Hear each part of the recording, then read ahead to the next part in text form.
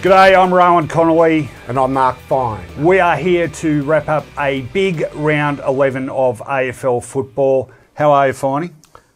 I'm well. It was a predictable round of football until the death.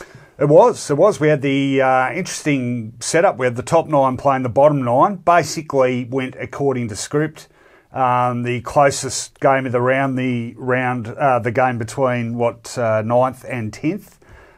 But last game of the round, GWS finally finding something and upsetting Adelaide in Adelaide, and has thrown a sizable spanner in the Crows' works nonetheless. They are temporarily at least outside the 8. Look, it was closing in on their last chance to be a meaningful player for the year, the Giants, so it was a telling result for both clubs. I think at the other end of the ladder, meanwhile, the wheat definitely being sorted from the chaff. We've got, you may beg to differ, your own side were put in a pretty decent performance over in the West. However, halfway through the season, we have 3 teams, each with 1 win. So that whole thing about the even competition, I'm beginning to have my doubts, personally. Well, just from St Kilda's perspective, they will claim a lot of scalps in the second half of the year. I mean, their confidence was down early on in the season. Very different side when Membry's kicking goals instead of points. And, so maybe that indicator is not necessarily important for things to come. But you are right. Things do separate quickly in football. And in terms of teams being alive, well, I think we're down to 10. Yeah, I agree. We're going to drill down on every game now in detail. It's time for the wraparound. Okay, 3 feature games, a little more detail on them, but we will address every game this round. Let's start with Saturday afternoon down in Launceston and Hawthorn's thrilling 3-point win over Port Adelaide. Finey, a lot of people may blanch at the use of the word thrilling, because whilst it was close, it wasn't necessarily a great game of footy. However, I thought a terrific effort by the Hawks after getting jumped a little at the start. And I thought a terrific effort by Port to jump them at the start. And on our podcast that we conduct on Thursday, I tipped Port. I don't think many people did tip them. And no. Look, it is hard. It was hard yards, wasn't it? Coming back from China, obviously it's not a holiday, but it's an unusual break, and then having to reset themselves, not physically, but very much mentally, to go to Tasmania. I came back from China and performed. Great. Did a good show too. Were you like Port? Were you like Port Adelaide? Did you do really well right until the end when it mattered, and then let your supporters Get down? on with it. You started it. I know. But I thought it was a really good job for them. I think people would have thought if there's ring rust, it was going to be early in the game. But they took the game up early to the Hawks. And look, it was, how do you play Tom Mitchell? Tom Mitchell was highly influential when Hawthorn were not highly influential. Yeah.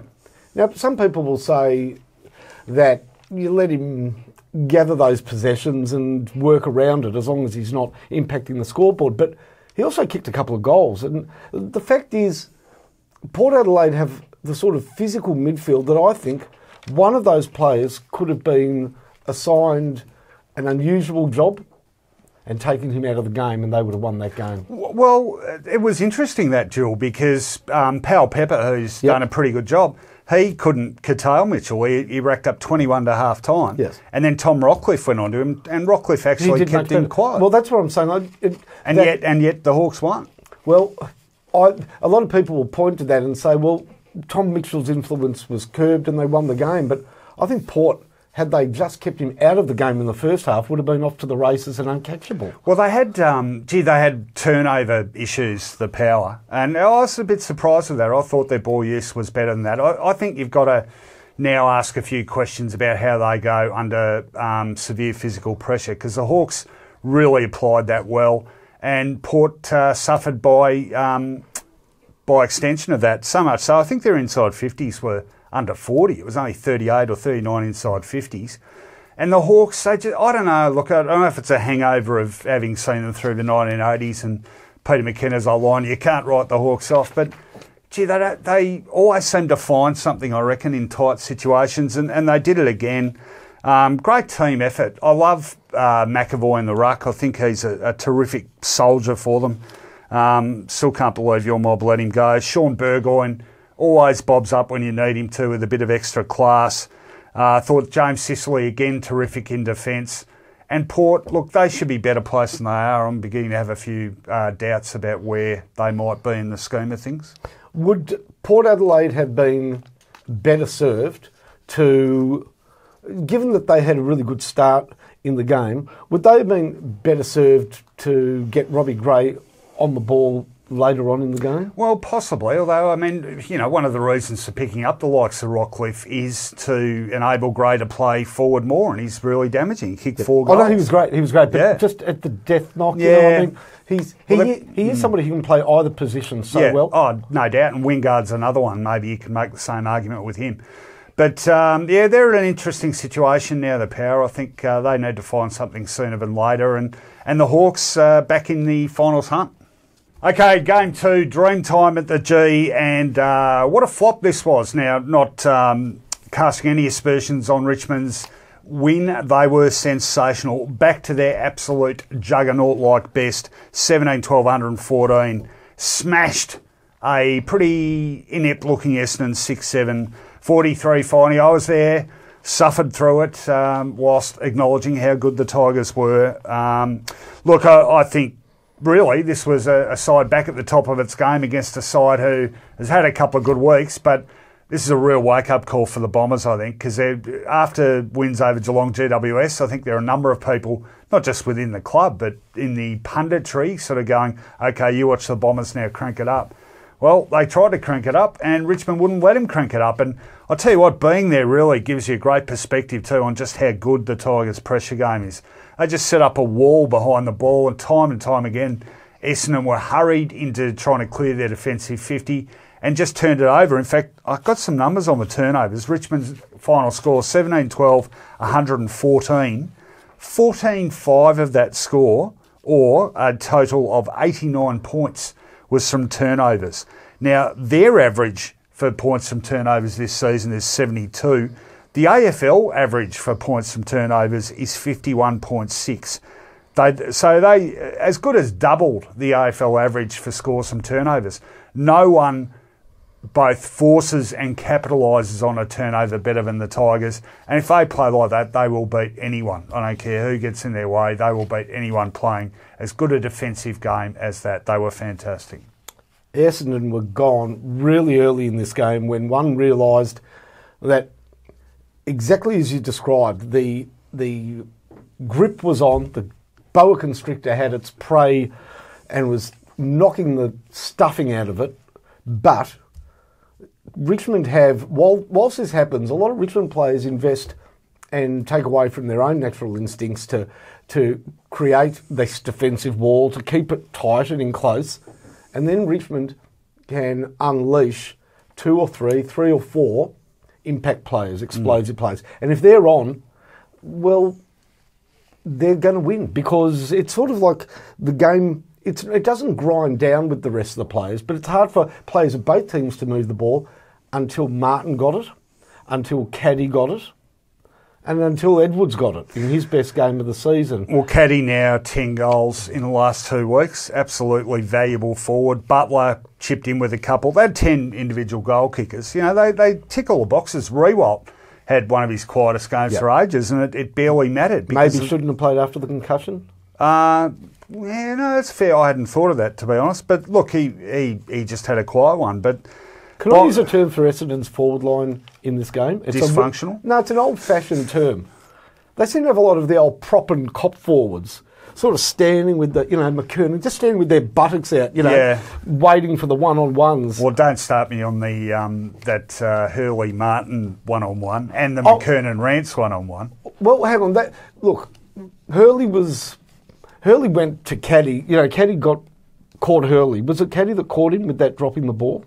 No, he was tackled. I've forgotten who tackled him, but Caddy got pounced on it. Yeah, Caddy got the goal. I'm talking about the free kick goal that Martin got for the free paid against Hurley when Hurley beat him in the one-on-one. That was. And Alex, it's good to be the king. And Alex Rance's Oscar for the dive when Sean McKernan marked. It's good to be the king. It's good to be the Brownlow medalist or whatever. That one with Hurley looked terrible on TV, but we spoke off air. The goal.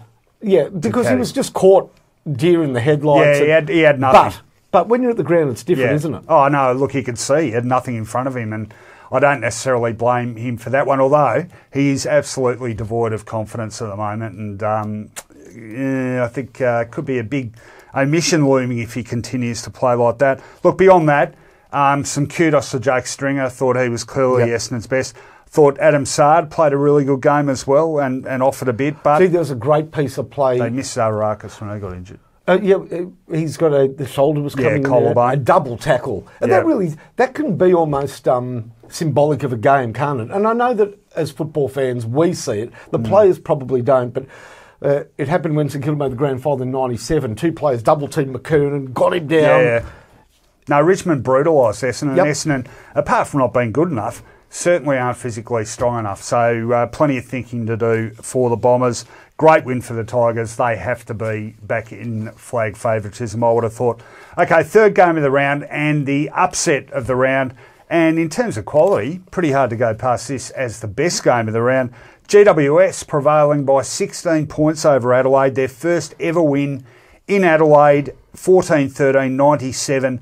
Defeated the Crows 11-15-81. Even better, Finey, because after leading virtually the whole night, they relinquished the lead within 3 minutes of the last quarter. Goals to Josh Jenkins, another goal to Fogarty. Crows hit the front by 2 points. Wouldn't have been a person in Australia outside the Giants who wouldn't have thought, okay, here we go, the Crows are going to steady and go on to a pretty good win. Instead, they steeled themselves, the Giants. Jeremy Cameron bobbed up, kicked 2 of the last 3 goals. Langdon another one. And they keep their finals hopes alive. Absolutely critical win by them. A sign of the pressure too, which has been sadly absent for the Giants most of the year. They were up in the tackle count by 20 at half-time.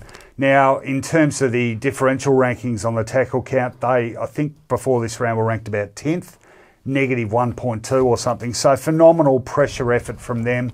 And if they can continue to bring that, clearly, given the talent on that list, and players gradually coming back from injury, they're back in the ball game. 20 was a key number at half-time. 16 free kicks to 4 in favour of Adelaide. And they were 20 free kicks given, but 20 would have been a generous head count of the number of GWS fans at the ground. Now, why is that relevant? Because when you are... The raw factor. Correct. When you are part of the... When you're playing for the team that has no support... and you're starting to feel as though the umpires are, for various reasons, we've heard this all explained before, affirmation, inexperience, etc., riding the crest of a local wave, the team desperate to get back in the game. You can imagine how hard it would have been to withstand that wave that came at them. You said it, that everybody would have expected Adelaide to come over the top. Now, Adelaide a bit unlucky in that here's a team that is... down on personnel, but more importantly, down on confidence. And that game against Melbourne in the centre of Australia was a catastrophe for them. Don Pike just glaring at them at three-quarter time, not speaking to them, just fury. And they get GWS the week they finally re-engage. But that's football. Adelaide had to be up for the battle. All other factors favoured them, and they couldn't mount a winning response. Well done to Jeremy Cameron, and also General Patton. Yeah, because he was good. Yeah, I mean, influential, farther away from goal in the first half. I thought he and Caniglio were brilliant. Well, not just Caniglio either. I mean, have a look at the Shield has been a bit off his gamer lately. He bobbed up with 30 disposals. Or Ben Affleck, as you like. Ben Affleck, he does have a certain resemblance to Ben Affleck, and Lockie Whitfield 26. So.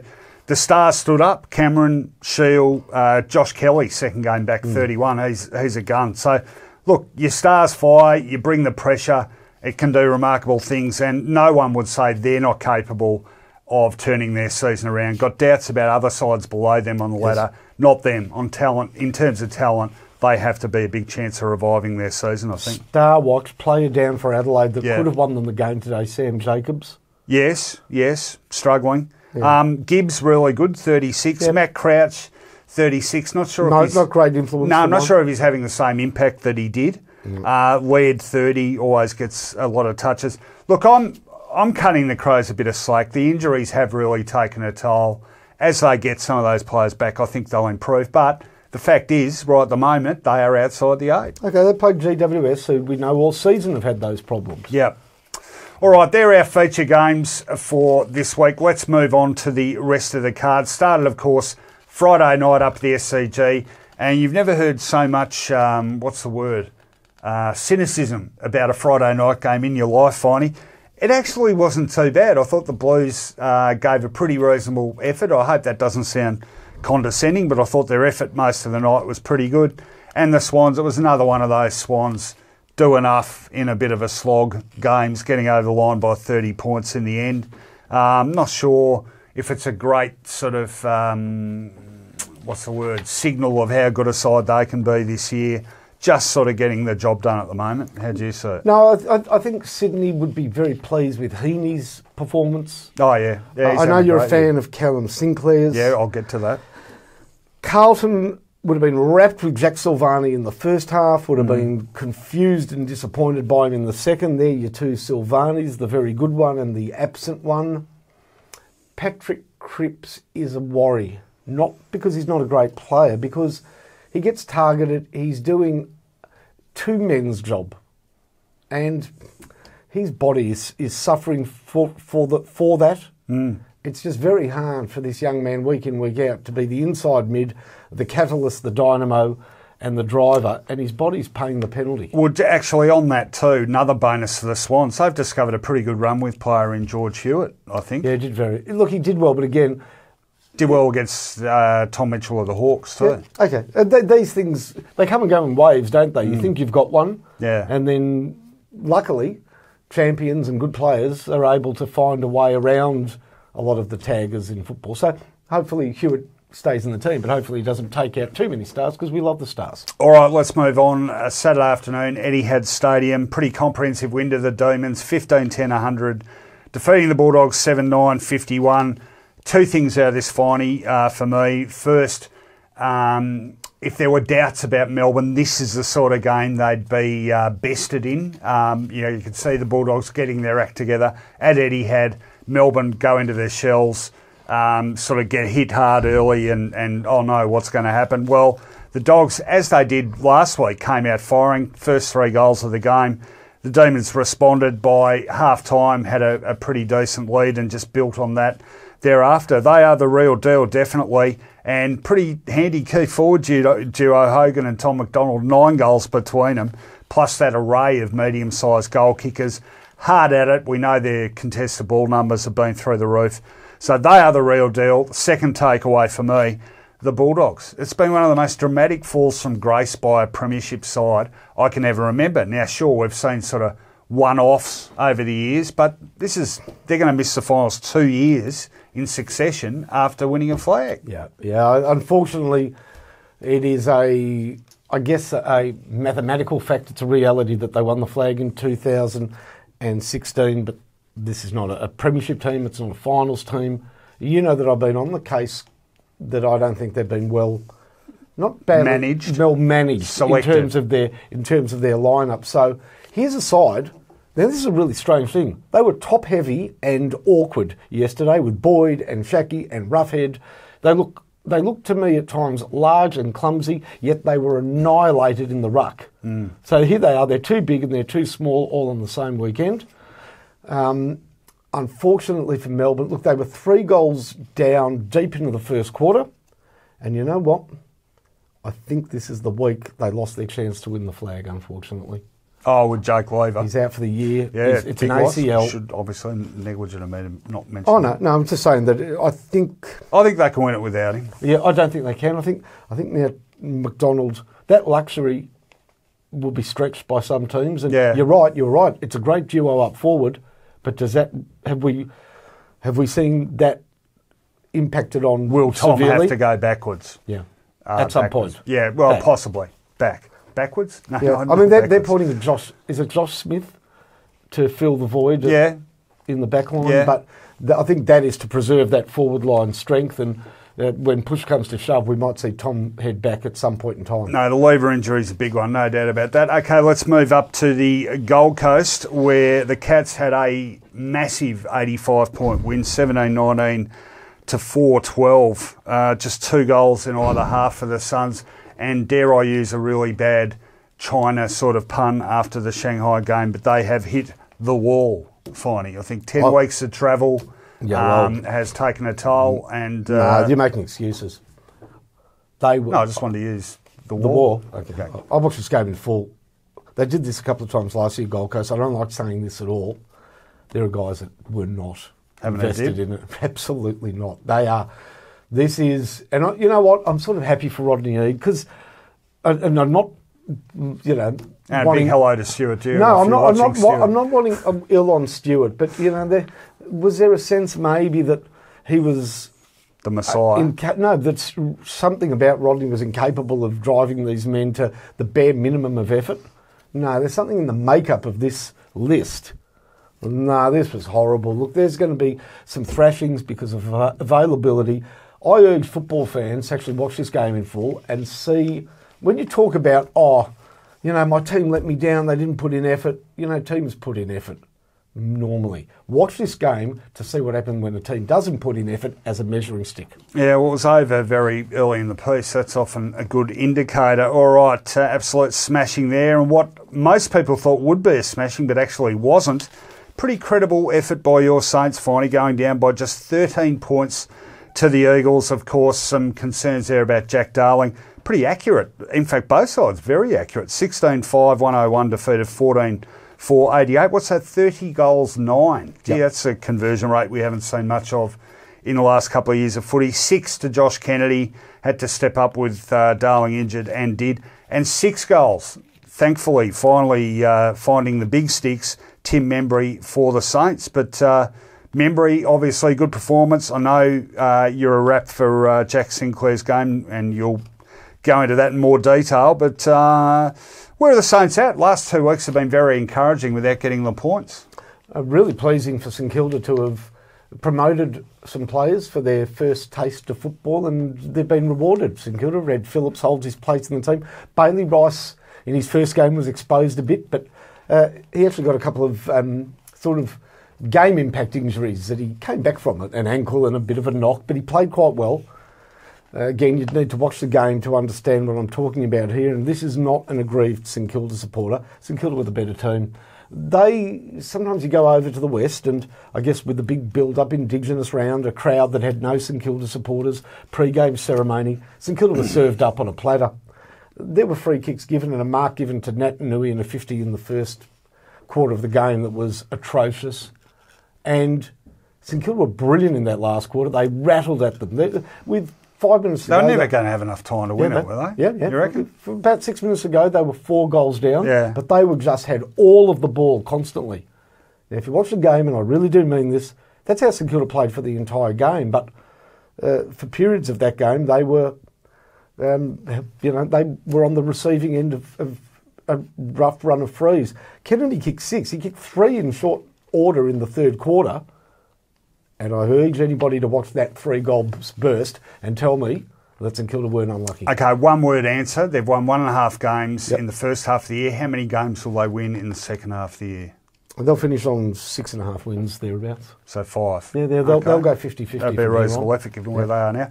All right, let's move on. Sunday afternoon at Etihad Stadium. And the Roos, are they one of the stories of the year or what? Okay, they're only playing Brisbane, but did they rack up a score? 21-15, 141, smashing Brisbane 12-15, 87.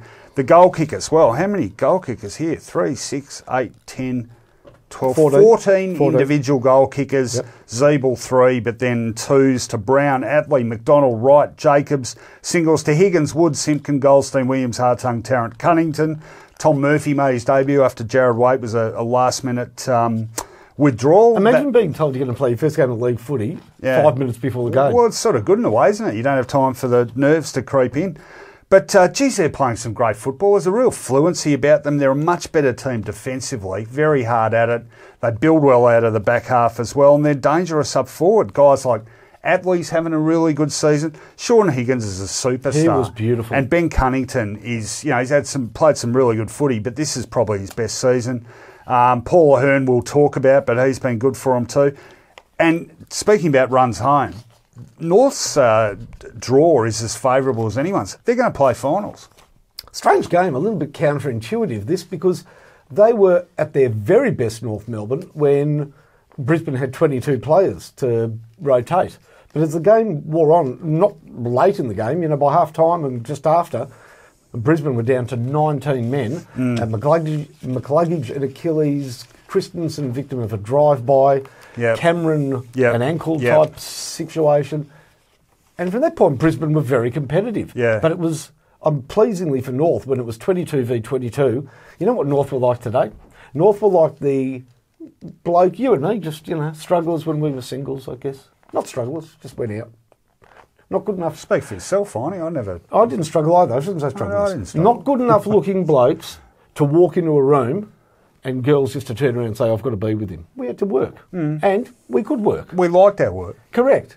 But we were good at our work. When we were confident, when we were confident, we felt like we were the best looking bloke and we'd win and win and win. In fact, how about we go down to a tunnel after we finish shooting? Oh, no. I think the tunnel's on closed. Oh, that's right. I think that closed about 1998. But what I'm saying is North are now, they're no different. They're not a vastly different team to last year. No. But they've had a couple of successes at the tunnel. But yeah, they have. Key stat though, Finey, and I know I banged on and on about this. They won 6 games last year. They also lost 5 by a total of 14 points. All right, but losing makes you feel ugly. I'm just saying that but people underestimated that. But after those losses, it started to affect their psyche, and they did not play great football. I saw a game between St Kilda and North last year that was horrible. Yeah. North are not going to play a game like that this year. No. With roughly the same people. There is a confidence and a belief in each other. Yeah. There's no second guessing. There's no, I've got the ball and I'm kicking to, no, I don't want to kick to him. I want This is instinctive and it's great to watch. And they're great to watch. And at the heart of it are players that a lot of people thought were done. Goldstein has had a very good season. Yeah, well, Scotty Thompson's been really good. Waite's been really good. Here. Yep, and Billy Hartung, good pickup. So, there's a lot of different sources for it, but it's all come together beautifully. I'll say this. They're going to play finals. Yeah, well, they are. No, I'm saying they're going to play finals, and with that forward line, they could claim any scalp in the final. Remember, they ran Richmond to 10 points. Yep. All right, we've got one more game to discuss, and this was a bit inevitable and a bit of a smashing too, unfortunately. Collingwood 21-12-138, smashed Freo 12-5. 77, plenty of goals to the Pies, 6 to Will Hoskin-Elliott. Aren't those medium-sized goal kickers in vogue? Brody Mychek makes his debut and kicks 4. Got to be happy with that. Josh Thomas 3. I'm so glad for him. He's a really good. He was a backman at Port Melbourne. Yeah, and I really liked him. I'm wrapped for him because he's the son of Jumpin' Jack Mychek, Finey. Key player in 1978. He wasn't a key player, but he came off the bench and gave Essendon a memorable win over the Tigers in 1978. Same day that Paul van der Haar came back from a broken bone in his neck. However, have you ever seen two people a son look less like a? No, it doesn't look anything like Jumpin' Jack, who was a fiery redhead. But look, the Pies, Tom Phillips, geez, he's one of the most improved players in the competition, surely. Could always get it, but now he's using it with aplomb. Yeah. Yeah, he's good. So what do we reckon about the Pies? I did incur the wrath of a few Magpie people last week by saying I still didn't think they were anything special. Yeah, do we think they're going to play finals? Look, it's great that they're in the mix, but their forward line just can't be relied upon week in, week out.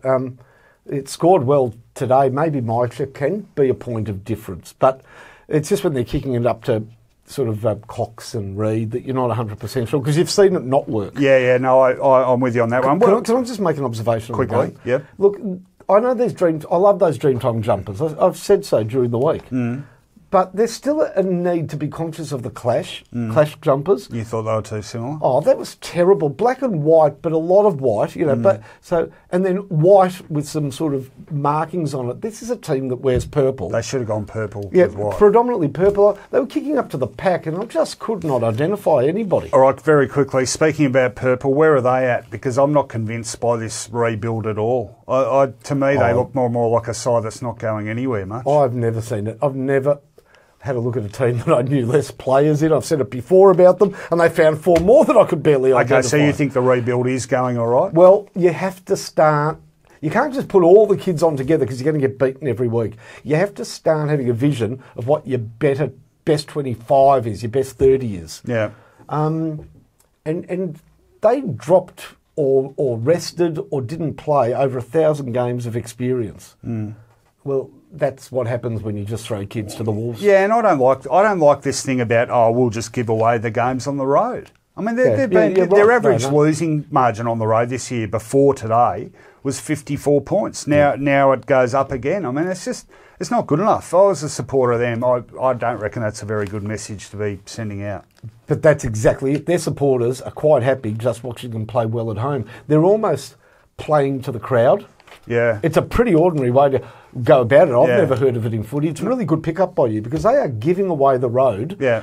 Almost saying we get a full house every week. You see, it's very different here. You can't play like that in Victoria because no one's going to turn up the next week. Well, maybe that's symptomatic. The tickets are pre-sold. Maybe that's symptomatic of some of the issues that beset our game, which we may expand on in more detail at some later stage. That is all 9 games done and dusted. Time now for Hot or Not.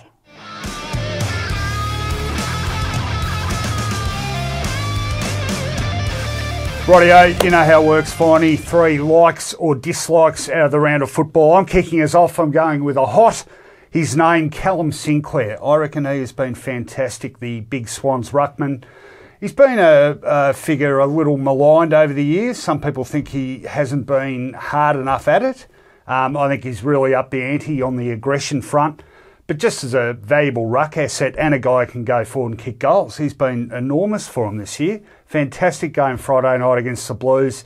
22 disposals, kicked 2 goals, lost the hit-out battle with Matthew Cruiser, but had far more impact around the ground. And given that Naismith went over pre-season, that was a pretty crucial injury for him. He really had to stand up for him, and he has. I think he's become structurally one of the most critical handful of players in the Swans lineup, and his performances are backing it up. He's been terrific. Correct. Throw in Tippett, obviously, retiring off the list after the announcement of official lists, and I'm not even sure who their next ruckman is. So a lot of it falls to Callum Sinclair. Some weeks he breaks even, and some weeks he dominates. Yeah. And that's against a really strong band of current AFL ruckman. So here. And it was a tribute to him too. The Blues really targeted him early in that game, and he just sucked it up and kept going and definitely won the battle and helped them win the game. Just on that ruck duel, can I ask you a question about Matthew Cruiser? You can. Look, I've umpired a bit of football, a lot of football, and if he was rucking in a game where I was umpiring and I didn't know it was Matthew Cruiser, I'd pay a free against him every time he was in a centre ruck contest. He always, in the centre ruck contest, looks at the opposition ruckman first. He then sort of bounces off that ruckman and then looks up at the ball. And that's a sure giveaway for most umpires that you're taking out the other ruckman. If there's any contact between Cruiser and the other ruckman, I'm surprised he gets away with it, given he looks straight at him. All right, I'm going to go back and look at the tapes. Your turn. When you said Sinclair, I thought you'd read my notes. No, you're going another Sinclair. Yeah, St Kilda's Jack Sinclair. He was omitted from a team that wasn't winning games about 5 weeks ago. And actually, St Kilda got it wrong. Alan Richardson got it wrong with Jack Sinclair. Alan Sinclair is Callum Sinclair's father, by the way. Played for Fitzroy and St Kilda. Jack Sinclair finished last year in great form and did so as a midfielder. Started this year, and for some reason, Alan Richardson played him back in his original position down in the forward line, where his great skill, evasive skills, they just don't work for him. He's a good sidestepper. He's got a touch of the Robert Harvey about him. Anyhow, since returning to the St Kilda senior lineup. Last 2 weeks, close to St Kilda's best in far improved performances against Richmond and West Coast. And, you know, save for Membry's 6 goals, he was close to best on ground against the West Coast Eagles. In fact, I reckon he was best on ground. So, really, thumbs up to that Sinclair as well. At the complete opposite end of the physical scale from your Callum. A double hot Sinclair. All right, not for me. It is more a philosophical one, this. Tepid last quarters. I've seen far too many games this year where a side is poised to put the foot to the throat and build up the percentage, but they inevitably back off, spell a couple of stars on the bench. The opposition might get a few cheap goals and they just hold the fort. Indeed, often sort of allow a bit of that margin to be gobbled up with victory safely in their keeping. Now, I understand why they're doing it, but it doesn't make for a great spectacle, Finey. The Collingwood-St Kilda game a few weeks ago, probably a pretty good example of that. Even over the weekend, West Coast leading your Saints pretty handily. Absolutely not. Okay. Completely. Did you? You couldn't have caught the game. Well, not a lot of it because I was at the other game. They were very lucky to win, and St Kilda rattled at them, and there was enough time actually for St Kilda to win that game. Was there? Yep. All right. Okay. Well, I'll give you the game I was at. Yep. At the same time, Richmond had Essendon poised for a 100-point shellacking. Only kicked 2 in the last quarter. I think Dusty spent a fair bit of time on the bench. Bombers only kicked 1, and I don't know. I just reckon there's been more than a few drab games this year, but in those drab games, I think the last quarters of those drab games have been even worse. So that's my not hot for this week. Your turn. I agree. Go and watch Melbourne. They seem to like finishing games off in the best possible way. Stop shooting me down and do your second hot or not. Ah, okay. You're going to enjoy this one. Okay. The Hannah Mounsey sideshow. Yep. In fact, yeah, I've got grave concerns about it. In what regard? Why are we having it? What have we added to the story from last year? And believe me, it was a big story, no question. This is absolutely not about the rights of LGBT individuals, nor is it about the rights of football competitions, various, to administer themselves in a manner that they see, most importantly, is safe for their players to play in. So these are huge issues. But we covered off on this last season when Hannah Mounsey... This was a big story when Hannah Mounsey applied to play in the AFLW, was playing in Canberra. Yeah. Now, and I just want to say something. I want to make a point here. When Simon Lethlean was AFL operations manager, the AFL announced AFLW. To huge fanfare, quite rightfully. I contacted him twice, left messages on his voicemail. The second one, clearly pointing why I was calling him. And I was calling him because I wanted to get him on air. Then I was broadcasting at 11:16 SEN to talk about what the AFL had put in place for the inevitable time when a transgender individual wanted to play AFLW. And you can get back to you? He was otherwise busy. This was an issue that should have been addressed by the AFL prior to the start of the competition. But nevertheless, in the case of Hannah Mounsey, it was addressed at length and with all parties giving their reasoning last year. We have not had any quantum leap developments this year, yet Hannah has appeared on various programs. She appears on Open Mic this week. She's been on current affair programs in primetime television. And the question is why? And I know it's because the public wants to see Hannah Mounsey and the public wants to hear more about not private matters, more about Hannah Mounsey because she's a curiosity. A 6'5" male who identifies as a female, wants to play football, and the entire story has more than a touch of the public gawking at it, some rubbernecking. So who is your not directed at? Is all it parties. Directed at? So you think she is sort of pushing her own barrow a bit here? No, I believe she's actually responding definitely to the first call, and that is of the not cynical, but ratings-grabbing producers and TV shows that know that putting Hannah Mounsey, any transgender individual, but one as glaringly in the spotlight for important reasons as Hannah on People want to see the man that was 6'5" and 100 kilos in a floral dress with, you know, a soft falsetto voice talking about footy in her life. Now, it's her personal story, but it has been told. Why are we getting it over and over? Well, probably because of what you're saying. I would just say in her defence, I think this is an important issue for a lot of people and for her. And so she's acting upon those opportunities being offered. So I certainly wouldn't be pointing the finger at her. I do take your point about opportunistic media organisations and a gawking sort of public, you know, a curiosity factor. But I think she feeds it as well, though. But I would say again in her defence that, you know, the gawking, hopefully if they are exposed to the arguments about this enough, it becomes less gawking and more. They become more informed and more knowledgeable about the issues involved. And that will be the rationale of anybody involved in any of these programs that has Hannah on. They'll say that we handled it sensitively, which they do, and hope for greater public awareness. I've been involved in TV and radio. That's not why they've got Hannah on. Well, they'll tell the same story over and over because the numbers are good. We're both very cynical about the media, Finey, and I think these days particularly it pays to be. All right, that was an interesting one. I'm finishing us off with another hot.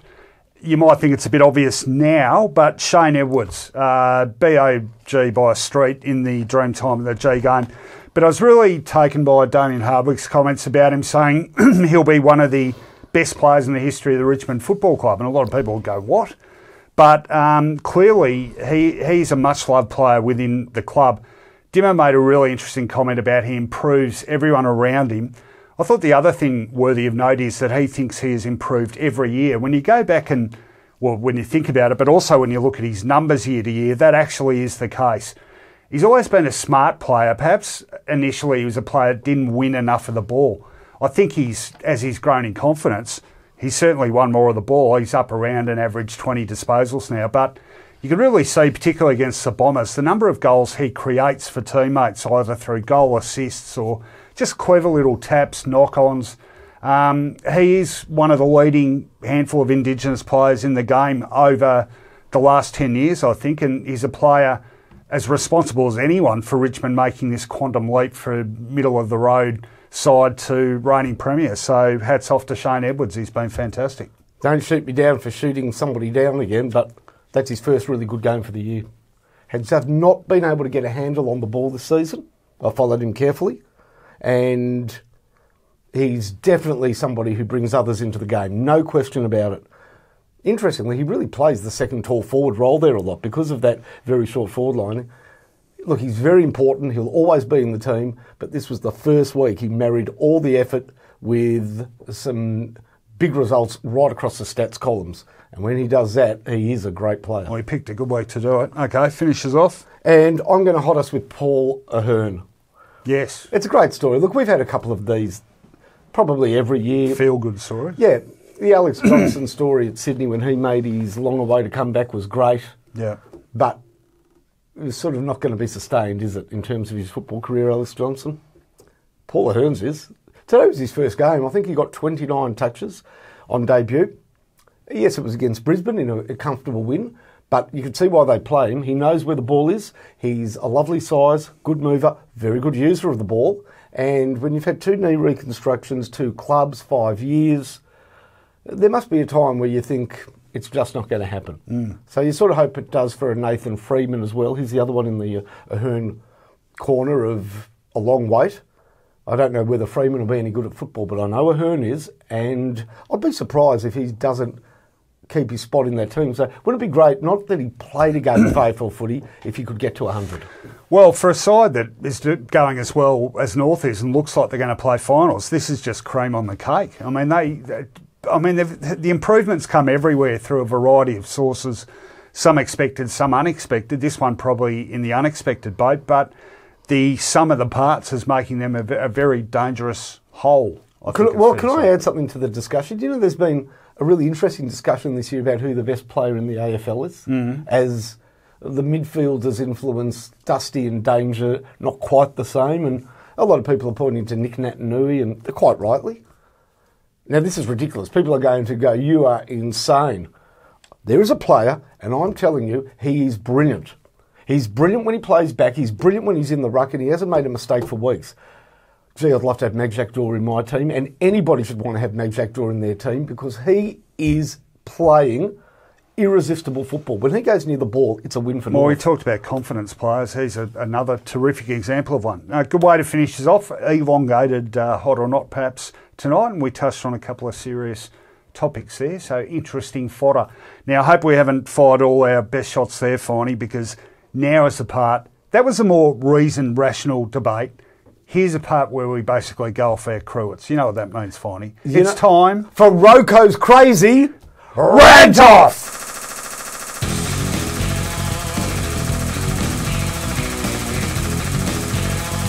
Okay, Finey, as you know, I like to take the piss a bit, as do you in this segment, but I've actually got some serious fodder tonight because I watched a lot of footy over the weekend, and this thing that I'm going to rant about is an indictment on the game. No, I'm not talking about BT doing roaming BT and going to the wrong player. Did you see that one? No, I didn't. But called Harry Cunningham Will Haywood. Why not? Why not? You should have just called him Mr. C. Yeah, because we haven't had commentators making a lot of jokes about the Cunninghams. I think Basil Zemplis did about 68 of them in Friday night's call. Actually, could I just say this? Better less jokes about the Cunninghams when you're on radio, and better to identify which Cunningham has the ball for which team, because just to say Cunningham, I listened to the radio on Friday night. I was in the car picking up some takeaway, and you need to identify which Cunningham. If there's one on each side, that is really confusing. Well, a quick kick by Cunningham. Come on, Finey. That's very 20th century. You don't want the game getting in the way of the commentators. They are the stars of the show. They are, and you're the star of the Rant-Off, and I'm not quite sure what it's going to be about. So, all right, let's go. Hey, that was good. That was almost Winks-like. Yeah, okay. All right. Are you ready? I'm just building up the drama here. All right.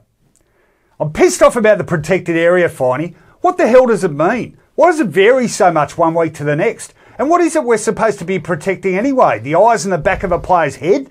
Seriously, some weeks players are able to just about crawl inside a bloke's jockstrap even after he's taken a mark. This weekend, for some reason, it was instead like some huge bloody Bermuda Triangle with one inevitable result, a 50-metre penalty. That Hawthorn-Port Adelaide game on Saturday was like a 50th-on. 11 of them in the one game, an AFL record, but not the sort of record that does anyone any good. Certainly not the spectacle, which in another dour scrap needed all the help it could get. And just about all of them these days are for infringements of the protected area, the sanctity of which escapes most of us. The 10-metre zone around the mark was supposed to help teams move the ball more fluently, which was supposed to ease congestion, which was supposed to increase scoring. None of it's happened. It was also supposed to be adjudicated consistently, and that's certainly not happening. And not for the first time the AFL has used a sledgehammer to crack a bloody walnut. It's not like opponents encroaching on the space around players with the ball was a big issue. Now what happens? Most of the 50s paid are against players who are clearly having no impact on the options of the guy with the ball. Sometimes are even standing behind him. Or players are pinged despite making a genuine attempt to get out of the way of the bloody area. Usually it's against someone whose proximity to the player with the ball is entirely incidental to the action. It's way too dramatic a penalty for the scale of the misdemeanour. It stuffs up the momentum of a game, and it's rubbish, like someone getting hit with a $1,000 fine for stepping 2 centimetres over the no smoking line outside the MCG. Whoops, shouldn't have said that. Those officiating Nazis don't need any encouragement, and knowing how you and I don't mind the odd dart fighting, the AFL will probably throw us in jail next time we light up.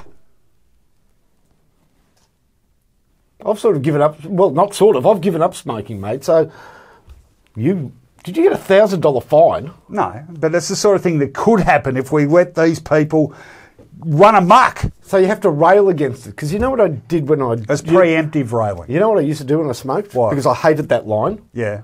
I would just stand on the right side of the line, inhale, and then that would be my last puff of the cigarette, put away the cigarette legally, still with the smoke within me, then walk over the line, smiling at the official, and an extreme exhale of smoke in the illegal area. And did one of them come up to you and tell you to suck it back in? No, that said very, very clever. Oh, and the other one was there wasn't actually a painted line at Etihad Stadium. It was the 4 line of the roof of the stadium, which changed depending where the sun was. Ah, very good. So I would walk with the, So the shadow. So you waited until the shadow was at its minimum. Basically, I was an arsehole smoker who was there just to annoy others and pollute them with my own smoke. That's unlike you to do something like that.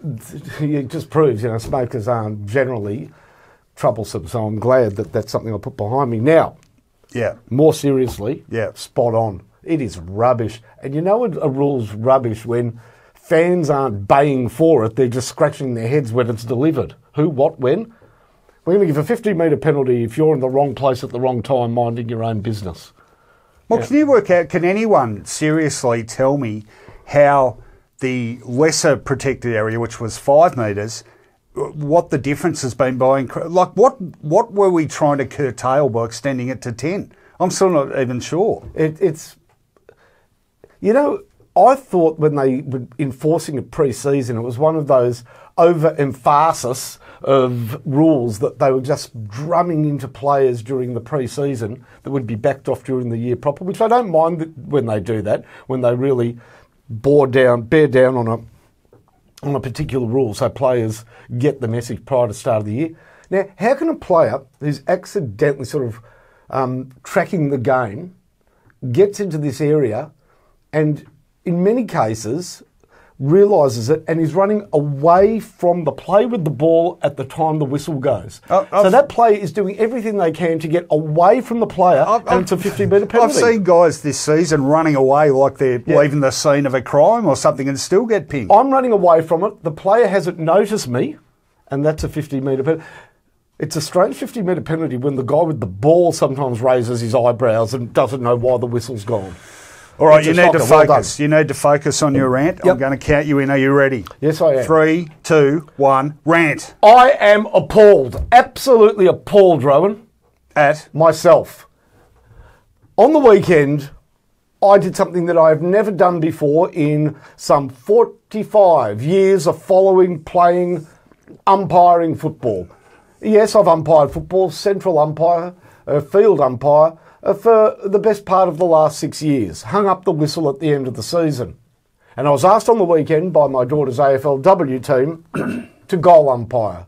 And for the first time in my life, I put on the white jacket, I took the calico flags and made my way to the southern end of the goals at one of the grounds located in the Albert Park Sporting Precinct. And from that point on, I struggled. Boy, did I struggle. First of all, I struggled for fitness. What, you say? Yeah, fitness. I don't know, I was running between one post and the other. If it was a goal, I didn't know where I put the flags. Quickly, get the flag, wave the flag, wave. Unfortunately, my daughter's team isn't all that good, and the opposition, West Brunswick, were piling the scores on. I was running around like a headless chook. Flags, semaphoring. Then I realised I wasn't marking my card correctly. I hadn't put enough notches in. I looked at the scoreboard. I really shouldn't do that. The scoreboard should be looking at me. Oh boy, it was getting to be... I was like a school kid with homework that was running late and was all building up. I knew it was a goal and maybe 2 or 3 behind the actual score. Looking forward to meet my fellow goal umpire at quarter time to find out what the real score was. We met in the middle of the ground.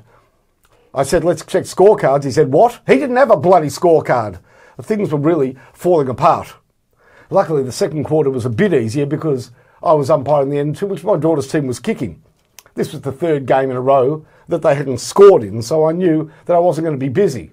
But I forgot I was busy. I had to semaphore back to the other end, which I forgot to do on 2 or 3 occasions, and just saw a guy about 2.5 minutes after a goal frantically waving flags at me like an aeroplane was about to land on Fitzroy Street. The whole situation became farcical by the second half. I lost my card. I didn't really have anywhere to mark the scores. I mean, where do you mark scores? On your hand? Well, that's what I did, on the back of my hand. And so the scores for the 3rd quarter were marked on the back of my hand. We got to the centre of the ground, and this time I kept scores correctly.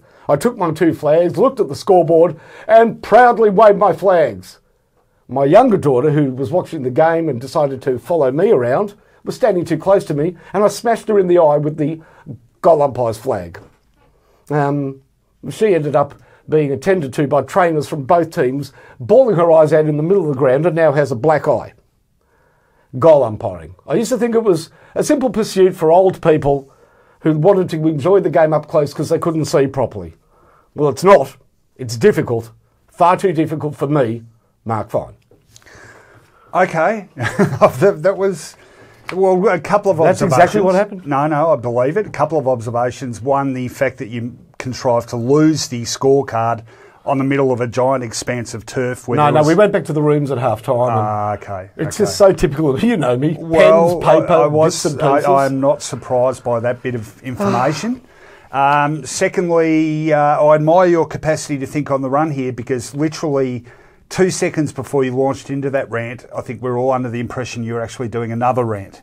Oh, yeah. It was about umpires. And I thought, how can I honestly criticise umpires when I goal umpired on the weekend, lost the card, didn't keep the score properly, gave my daughter a black eye.